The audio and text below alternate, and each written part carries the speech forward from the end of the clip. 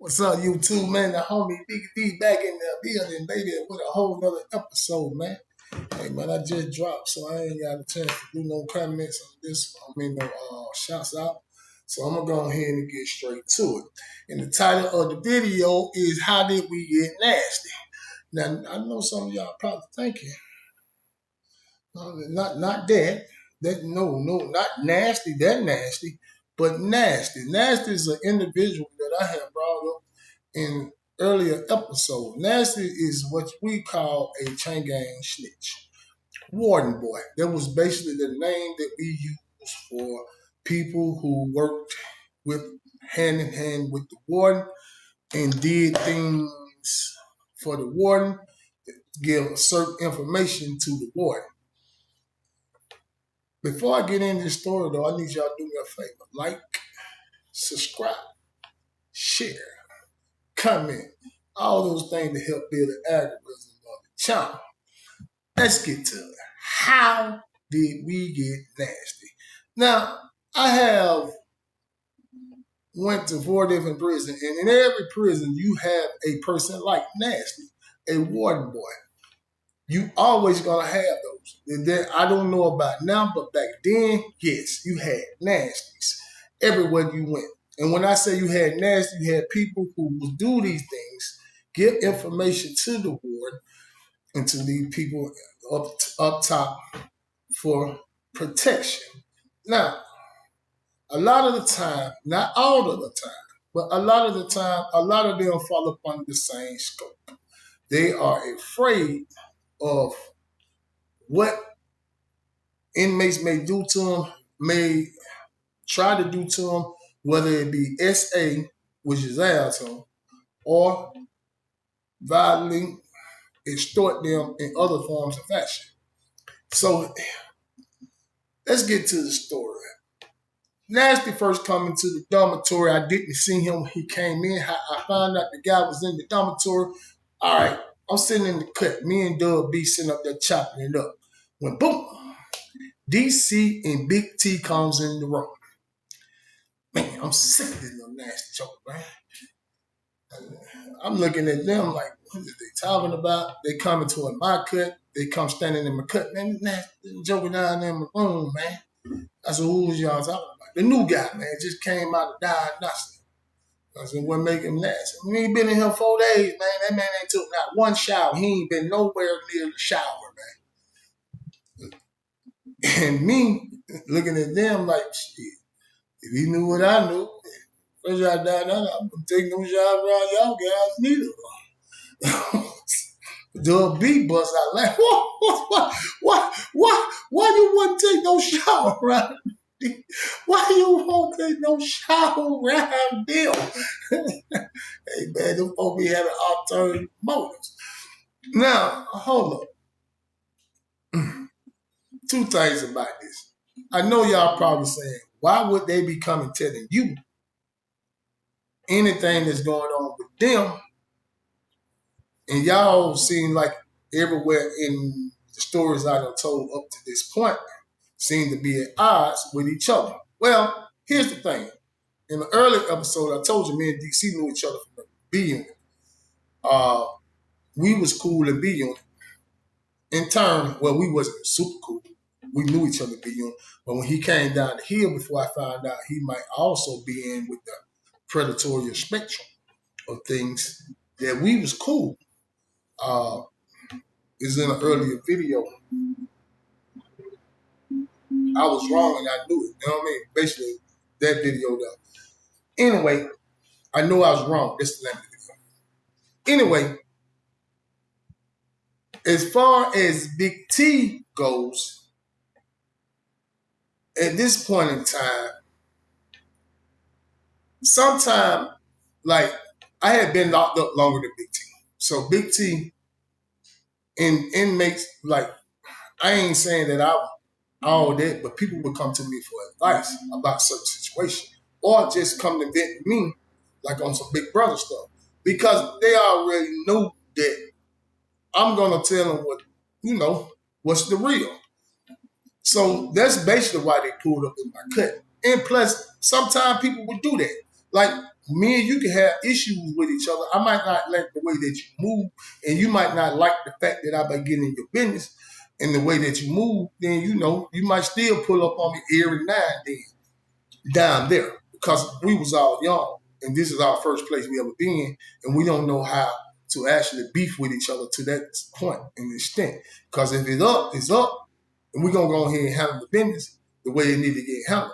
But at this point right now, I guess they feel like they can come holler at me or just come in my room and vent out of earshot of Buddy.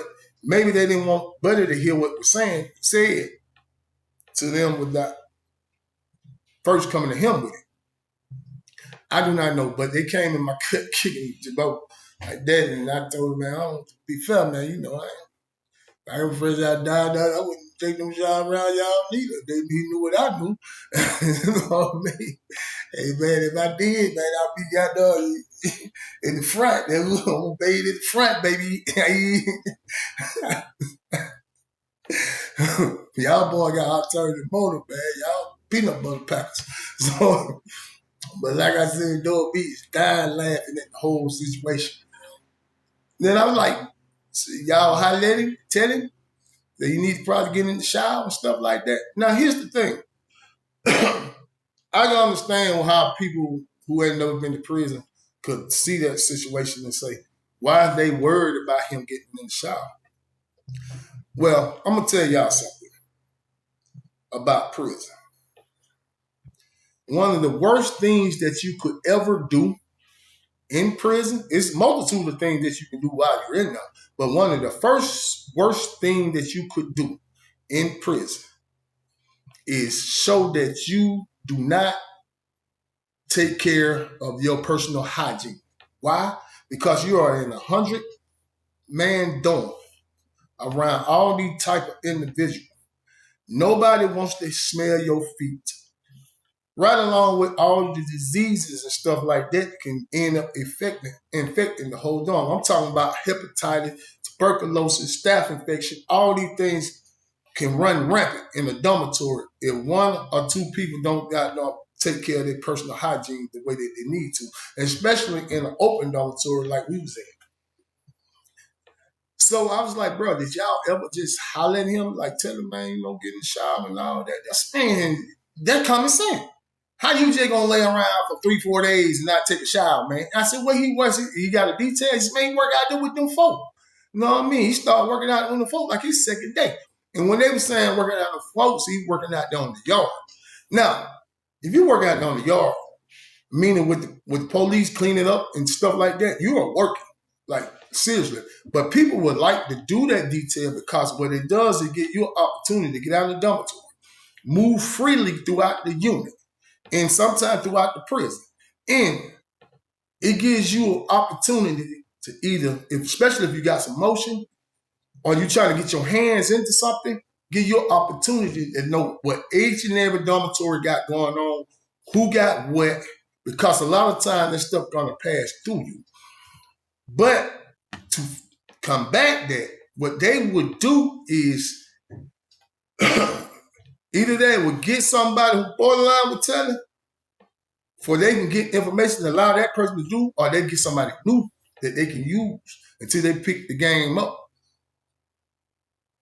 Well, he was new, so they had put him on the yard. I guess because his security was low. I do not know. But yes, he was on the yard, and they saying he was going out there working. And when I say working, you're going to be moving trash. You're going to be cutting grass. You're going to be sweating, especially during the summer months. So, hey, man, you need to come in instantly get in the shower. You know what I'm saying? I have seen those guys who work out there on their yard bathe 3 times a day. You know what I'm saying? They would come in and take a shower and then go back out to the yard, come back in and take another shower, depending on what they had them doing. But Buddy was like, man, hey, I ain't gonna goddamn shave until I see better days. You know what I'm saying? I ain't gonna shave until I see better days. So I guess he was like, you know what I mean? This is what I got going on. I ain't still none of that. You know what I mean? He was scared. You know what I mean? Which is fair. I said, where is he from? And they told me that he was from a small town in Georgia. I already knew he was in the middle of nowhere. middle of purgatory with no friends, no help, no way, no how. A lot of time also, let me bring in this part. A lot of time these Chang'e don't have, Chang'e snitches do not have a lot of outside support. There are not people that they can reach out to send them money. So, like I said, when you get out there, you can turn that into a hustle. You know what I mean? You need me to move what? Such and such, such. Let me get a couple of these soups or get a couple of dollars to do whatever you need me to do. And the police, a lot of times, will turn a blind eye to it because, like I said, they give information. But he had, like I said, he had got new there, so he don't even understand the hustle. So I was like, man, won't you just go down there and talk to the dude? So I ain't gonna lie, I was curious of who they was talking about, if I could put a face to this dude they're talking about. So I walked down there and I see him. Nasty wasn't a small dude. You know what I mean? He was about 6'1", 210 pounds. I get that. He wasn't a big dude, but he wasn't no small guy. You know what I'm saying?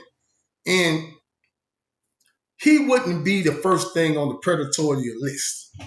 But by you doing that, you giving the guys the notion that you are afraid that it can happen to you, to the point of where you will not get in the shower and deal with your own personal hygiene.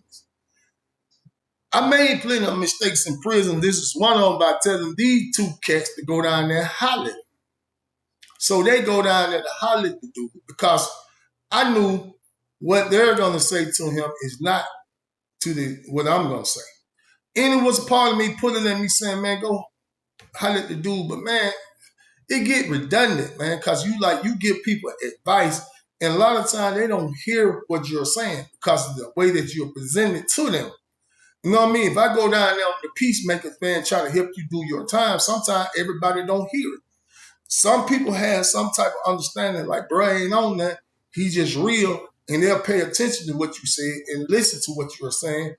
But then you have those be like, man, everybody's suspect. I don't know what to expect. The stigma with Alto, what you heard in the county jail, man, this whole thing about if you don't fight, they're going to run in you. They're going to pack your peanut butter. You know what I mean? Then, it puts aura of fear in the minds of some individuals. Some people ain't built like that, bro. Straight up. It just ain't.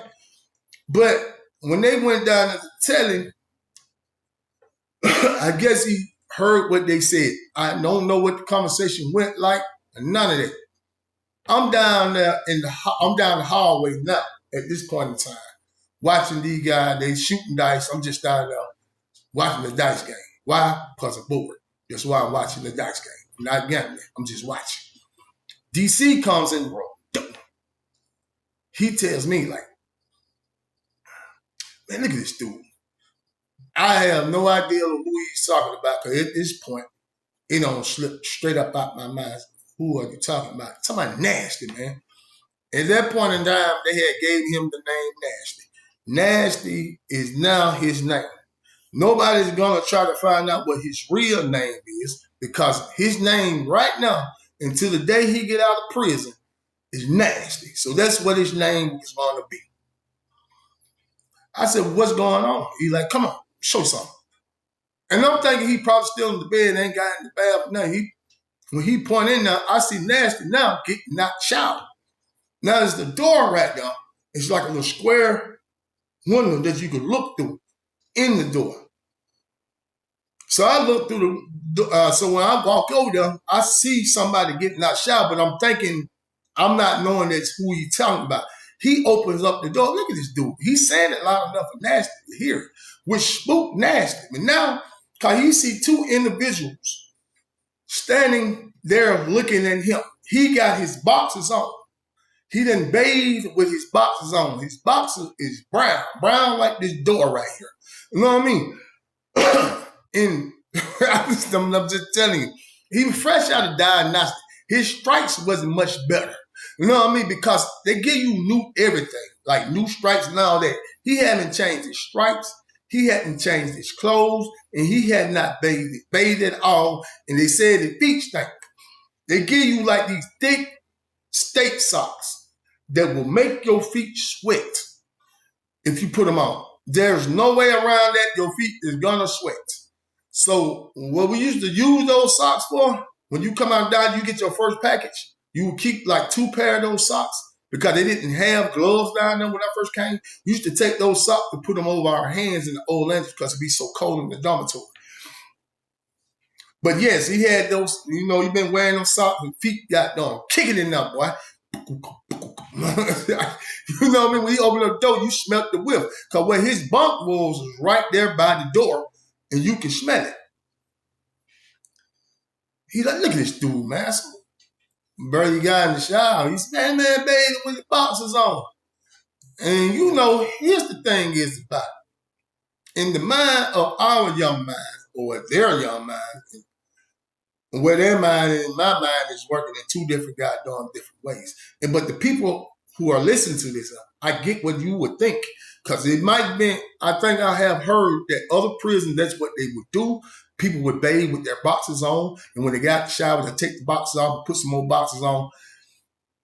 At that point in time, it was shown that you were so afraid that something can happen to you that you was afraid to get fully nude in front of other people, other men, because you're too afraid of your manhood.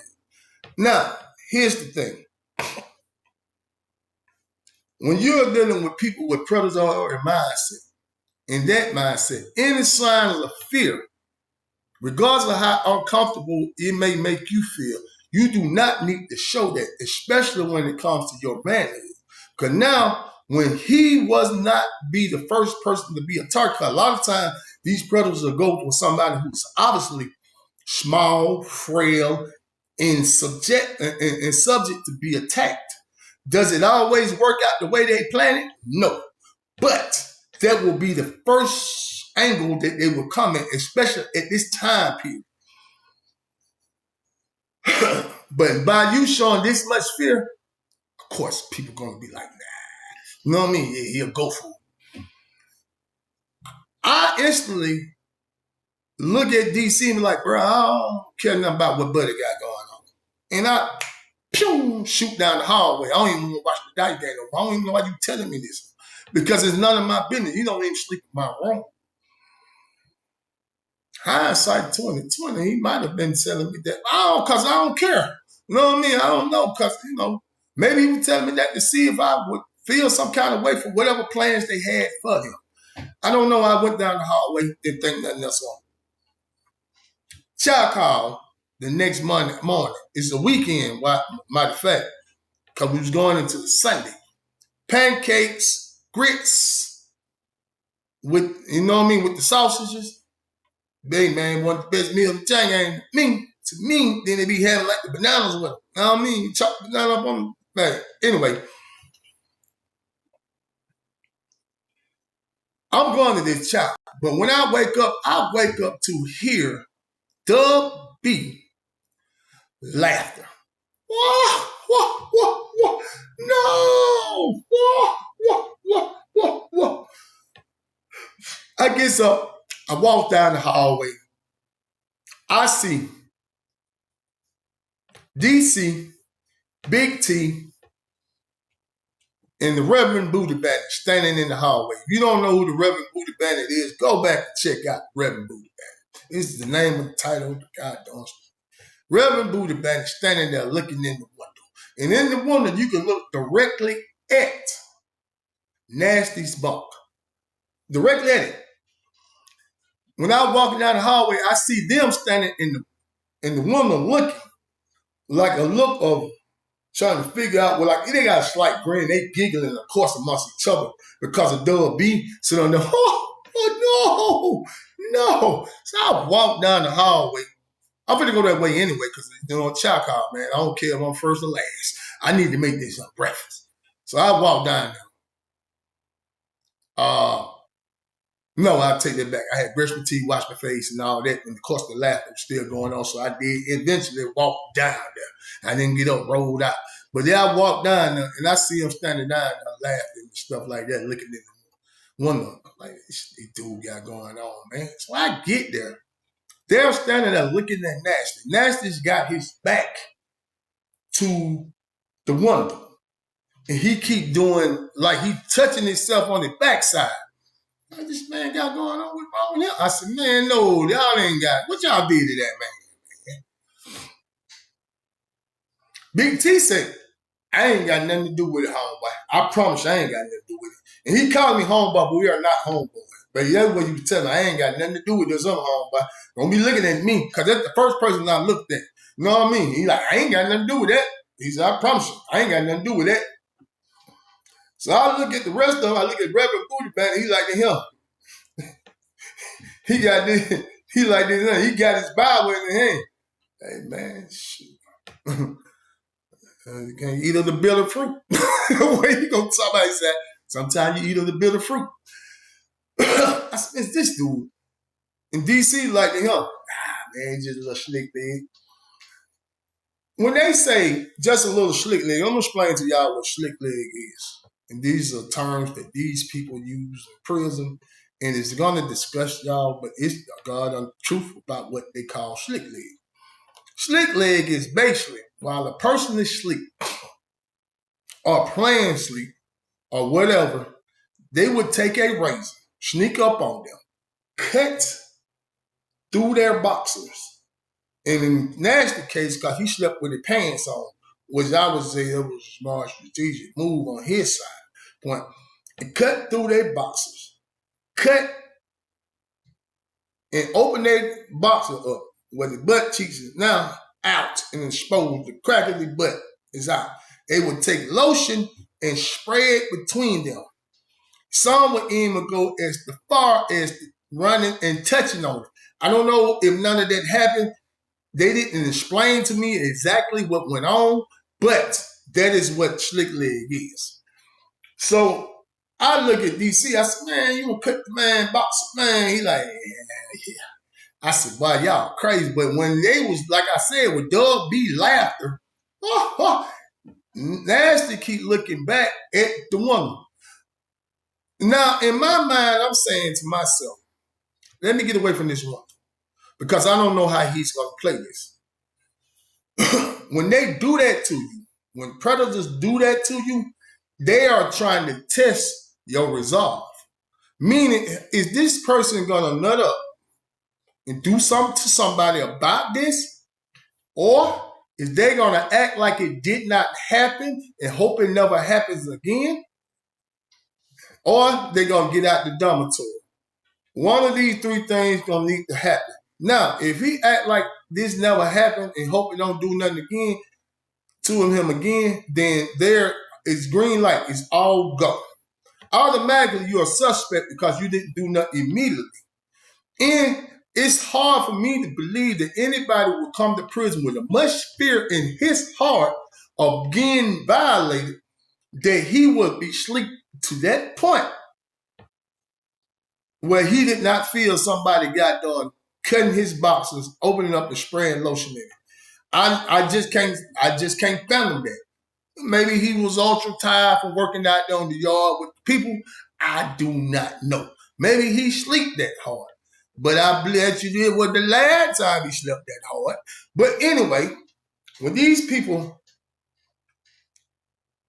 done this to him, when they do this, they have the mindset of, yeah, if you don't do nothing, we're going to go to phase 2, which is to try him. Now we know that he's too afraid to buck. He's not going to buck, so it's going to be easy prey for us. I gets out the window.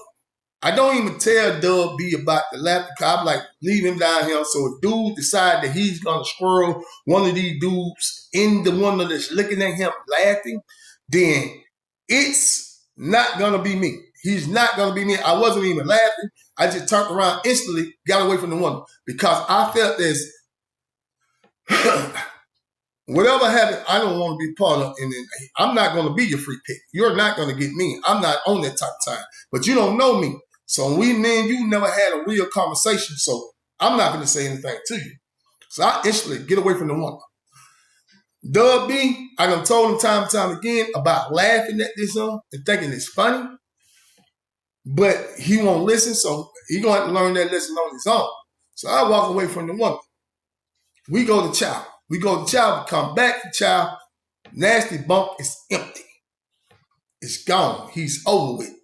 They said, man, home signed PC. He went to the hole. Fast forward up. Now DC was like, man, I'm glad that ain't gone, man. Still, man, they ain't got no feet smelling like feet Cheetos and butt and all that, man. Ain't nobody trying to live like that. You know what I mean? Like, there's better ways you could have went about doing that, DC, but he wasn't trying to hear what I was saying. It ain't got nothing to do with me. But I told him, man, you didn't have to do all that, man. Y'all dude sick him, man. When we ain't got to worry about smelling no goddamn funky feet and somebody ain't bathing, man, folk get sick of him like that, which is and honestly true. But to cut the man boxing and put that man in that type of position, I just ain't rocking with it. I ain't digging it at all, bro. Fast forward up, man. We don't see Nasty for months. Where he went to, where he came from, it looked like he came from out the hole. I don't know where he came from. But when he popped back up in the dormitory, he walked in. Soon he hit the door. I just so happened to be standing up there. When he walked in, and they said, and DC standing in the room, man, your nasty ass back up in here. Like that. I said, well, we're going to finish what we started last time. And Dub B, I tapped Dub B. Man, I don't do that, man. Dub B said, no, man, this boy crazy. Nasty looked directly at DC and kept walking. Went down there to his room, unpacked his stuff, shot out the door. I'm talking about as soon as he unpacked, he shot right back out the door. Now, mind you, they usually do this movement right before count so they can get their roster right and add this individual to their dormitory count for the count will not be wrong. He comes in, he says something to the officer let him right out the door. He shoots out the door.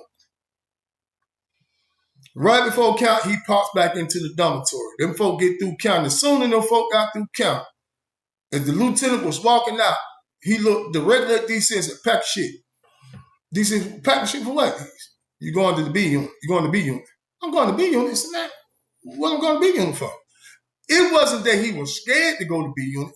Remember what I told you, me and the G's. Usually if somebody get you moved to B unit out of C unit without a litany of court sheets, issues with an officer or something going on, reason why they moving you, a lot of times it had to come from somebody who writes a kite. But to be fair, with his thieving ass and what I had learned that he might be on the, he is on the perverted predatory spectrum, I can see that happening. But he, at that point in time in that dormitory, I could not see it happening. Not to that point. DC get packed up. They take in the B unit. Everybody go to Wishman like, oh man, buddy, go out there and then come back and then the third. As time went on, I had noticed that any altercation that this guy ran across or any problem, he would go outside, come back in, and the person he had the problem with would disappear. Pew! You end up in B unit or into another dormitory in C unit. Whatever they feel like they could do to you, they done. Obviously, now it's out that he was telling. He's a snitch.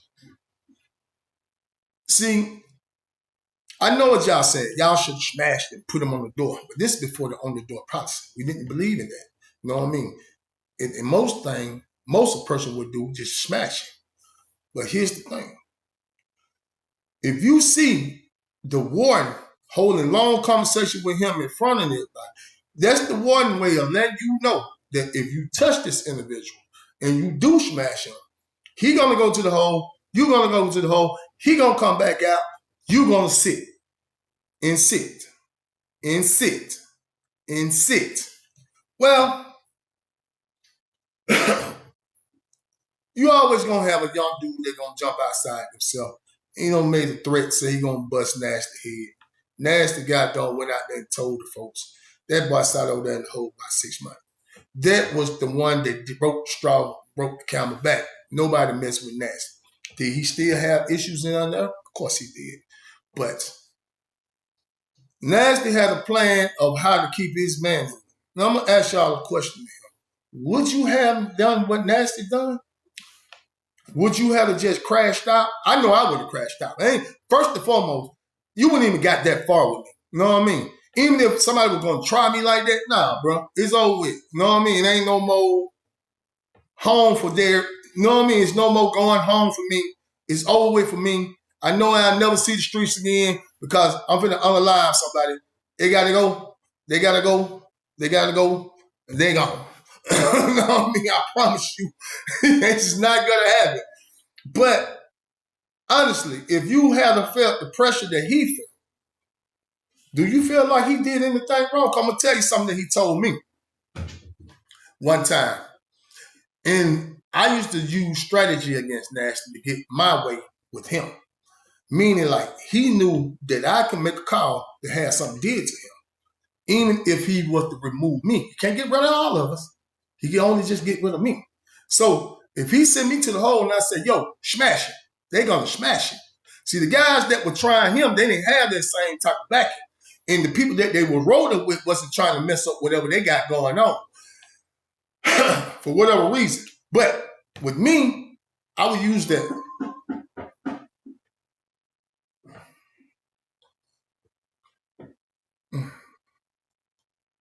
to my advantage.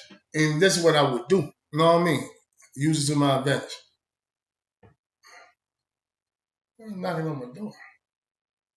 They walked out. I don't know.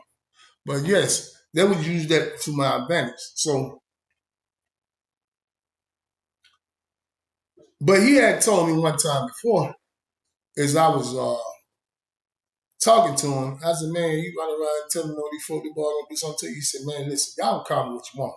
He said, everybody called me Nasty. Even the police had started calling him Nasty. They called him Nasty and his last name. That's what they used to call him. They used to use Nasty as his name.